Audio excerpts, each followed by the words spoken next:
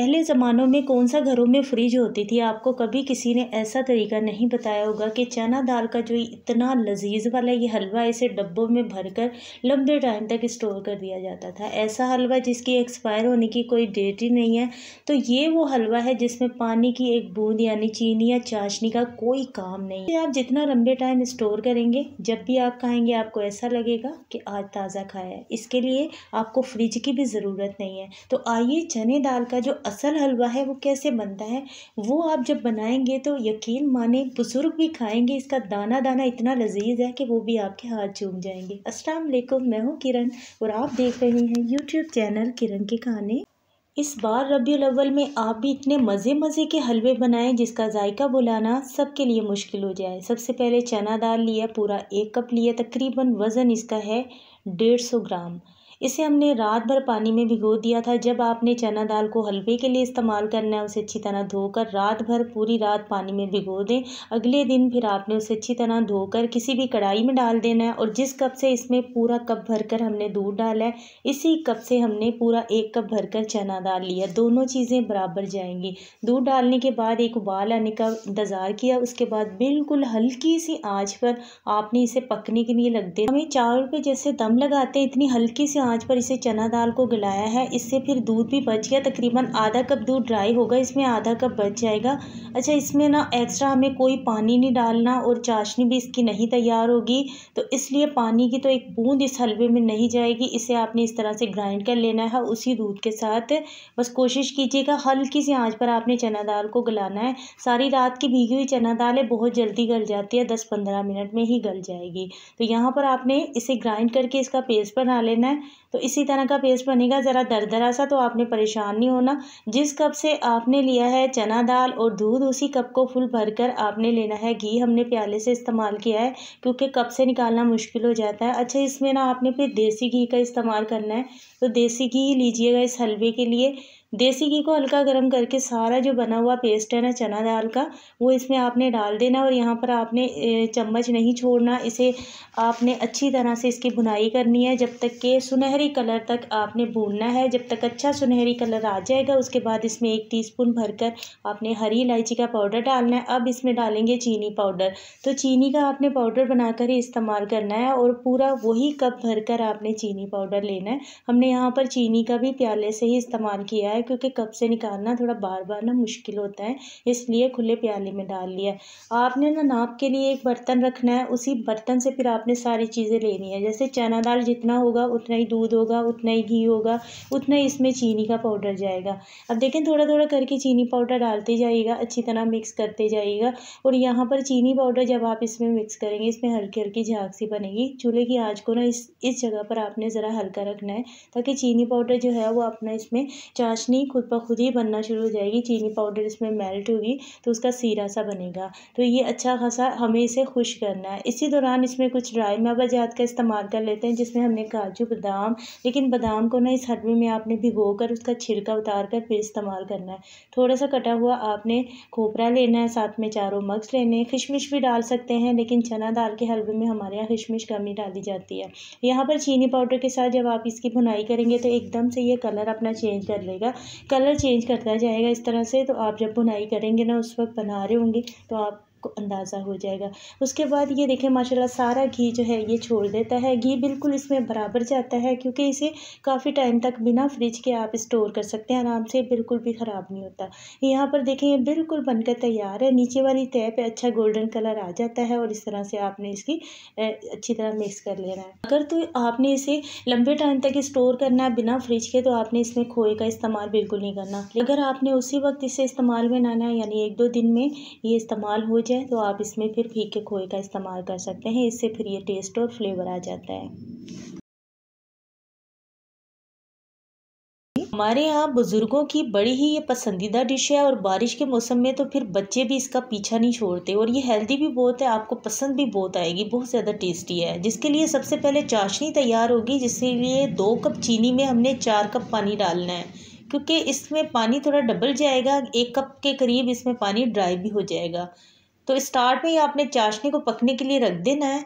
तो बर्तन आपने चीनी नापने के लिए जो बनाना है, फिर बाकी चीज़ें उसी से नाप करनी है आपने। चाहे आप 2 चूल्हों का इस्तेमाल करेंगे फिर तो ये बहुत ही जल्दी बन जाता है। बराबर वाले चूल्हे पर मीडियम आंच पे हमने चाशनी को पकने के लिए रख दिया और यहाँ पर हमने नारियल के बुरादे को ले लिया था आधा कप, और इसमें हमें थोड़ा सा रोस्ट कर लिया घी में। आधा चम्मच घी इस्तेमाल किया इसके रोस्ट करने में, और इसमें साथ में हमने 2 चम्मच भरकर डाल दिए मिल्क पाउडर।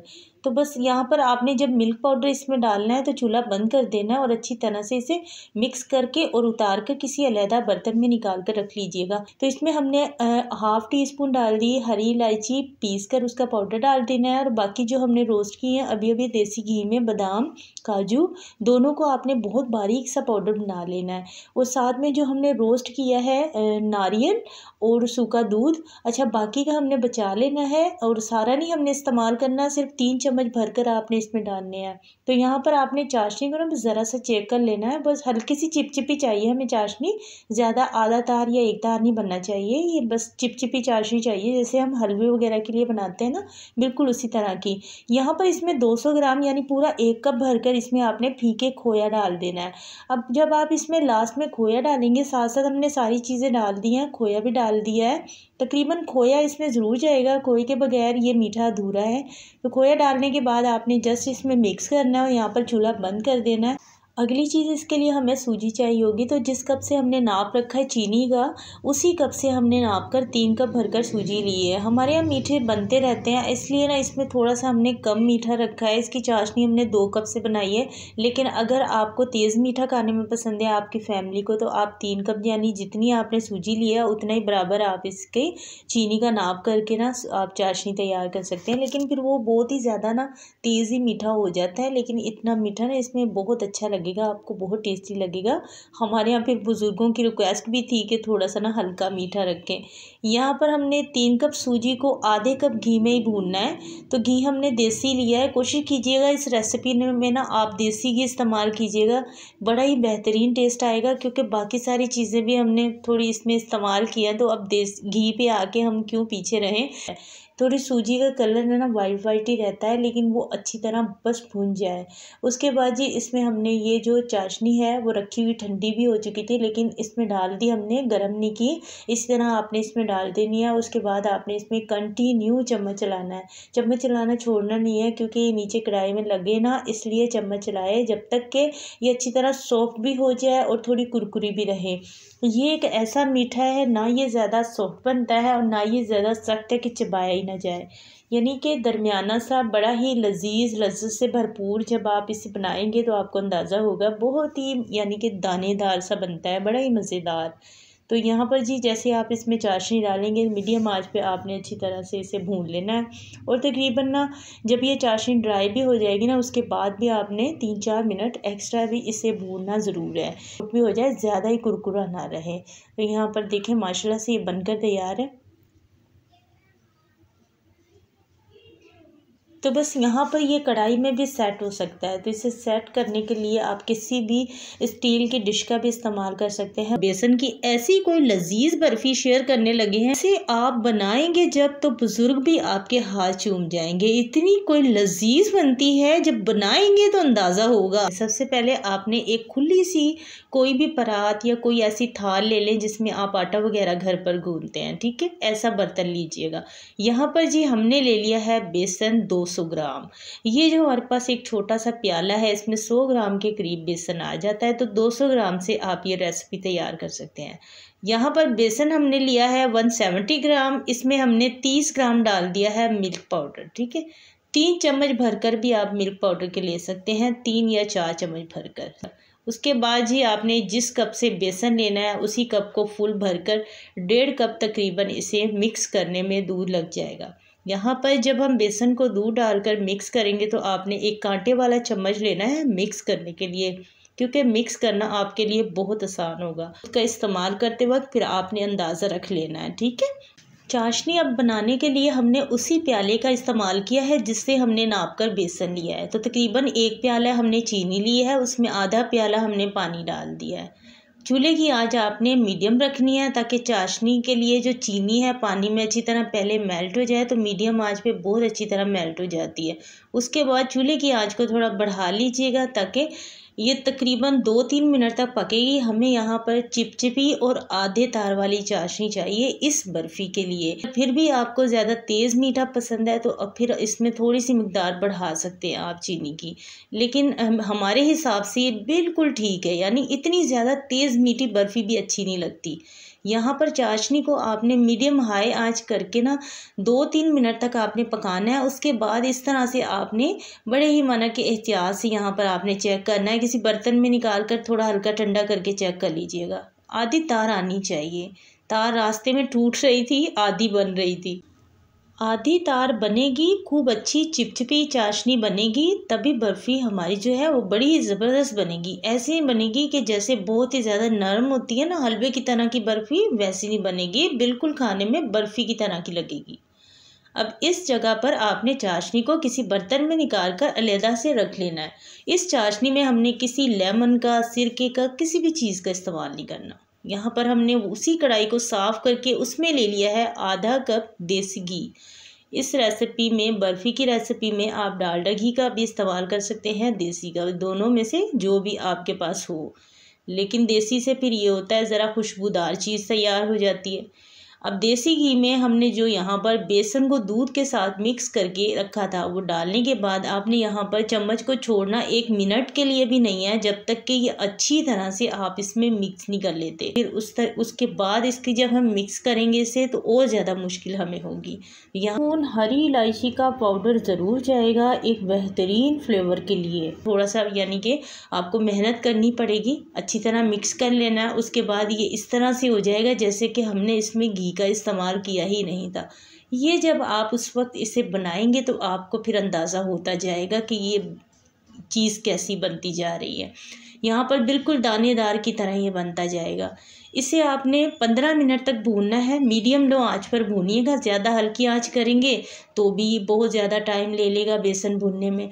और ये दूध के साथ एक तरह से हम बेसन की भुनाई कर रहे हैं। बड़ी ही खुशबूदार सी, बड़ी ही मज़ेदार सी, दानेदार सी बर्फ़ी बनकर तैयार होती है। उसके बाद इसमें हमने चाशनी डाल दी है, इसीलिए हमने चाशनी पहले बना कर रख ली थी।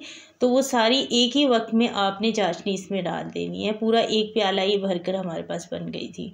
चाशनी डालने के बाद एक मरतबा तो खूब अच्छी तरह आपने इसे मिक्स कर लेना है। उसके बाद इसे हल्का हल्का आपने इस तरह से भूनते जाना है। हल्के हल्के से भूनिएगा। यहाँ पर वीडियो में आपको लग रहा होगा हम बहुत ज़्यादा यानी कि तेज़ काम कर रहे हैं, लेकिन काम हम स्लो कर रहे हैं। वीडियो की स्पीड हमने बढ़ाई हुई है। इसमें हल्के हल्के दाने भी रहेंगे और बहुत मज़े की ये बर्फ़ी बनेगी। तो इसे हमने सेट भी करना है, तो इसलिए ये फ़ौरन से सेट होने वाली बर्फ़ी है। सेट किस में करना है, आपने कोई भी सिल्वर या स्टील का बर्तन लेना है, उसमें आपने कागज़ ज़रूर लगाना है। अगर इस तरह का बटर पेपर घर पर हो तो वो लगा लीजिएगा, लेकिन घी वगैरह आपने बटर पेपर में बिल्कुल भी नहीं लगाना। यही होता है, आसानी से निकल जाती है। इसके ऊपर हमने बिल्कुल मोटे मोटे दरदरे से पीस लिए थे 4 मग्ज़ और साथ में काजू, दोनों ही चीज़ें हमारे पास रखी हुई थी। आप बादाम, पिस्ता जो भी पसंद है लगा सकते हैं। बेसन वाली बर्फ़ी बिल्कुल उसी तरह की बनकर तैयार होती है। तो आप इस रेसिपी को जब ट्राई करेंगे आपको ये बहुत ज़्यादा पसंद आएगी। बालूशाही बनाना इतना आसान है। जिन मेरी प्यारी बहनों ने कभी घर पर मिठाई नहीं बनाई वो भी आसान तरीके से लजीज बालूशाही बना सकती। 15 दिन भी आपके फ्रिज में रखी रहेंगी, खस्तापन नहीं जाएगा। चाशनी से भरी हुई बहुत ही मज़ेदार लजीज बालूशाही जो भी खाएंगे वो पहचान ही नहीं पाएंगे कि आपने बालूशाही बनाई है। अब ऐसे खर्च में ढेरों बालूशाही बनकर तैयार हो जाती हैं। बालूशाही का आटा गूंथते वक्त घी और पानी की मिकदार पर होता है। उसके बाद आपसे अच्छी बालूशाही कोई भी नहीं बना पाएगा। सबसे पहले आपने 1/4 कप ले लेना है घी। यहाँ पर घर के टी कप से मापना है, आपने मग से नहीं मापना। छोटे जो चाय वाले टी कप होते हैं, 1/4 कप आप घी ले लें। यहाँ पर हमने प्याले में डाला हुआ है, तो साथ में जिस कप से आपने घी मापना है 1/4 कप, उसका ही 1/4 कप आपने पानी ले लेना है। सादा पानी है, नल का, बिल्कुल साफ़ सुथरा सादा पानी। उसके बाद आपने मीठा सोडा ले लेना है, बेकिंग सोडा, जो हम पकौड़ों वगैरह में इस्तेमाल करते हैं उसे फुलाने के लिए। लेकिन कितनी मिकदार होगी, बहुत थोड़ी सी। देखिए हमने हाथों पर निकाला है, 1/4 टीस्पून से भी ज़रा कम ही डालना है। उसी टी कप से मापकर आपने 2 कप ले लेना है मैदा। जिस कप से आप घी और पानी का इस्तेमाल करेंगे उसी कप से आपने मापकर मैदा ले लेना है। 2 कप मैदा, पहले हमने इसमें थोड़ा मैदा डाल लिया और मैदा आपने पहले अच्छी तरह छान लेना है। डाल दिया, तकरीबन ये 200 ग्राम मैदा है जो इसमें हम बालूशाही का आटा तैयार कर रहे हैं। अच्छी तरह से मिक्स कर लेंगे। अब एक ही बार इसे मिक्स करेंगे, एक डो बन जाएगा।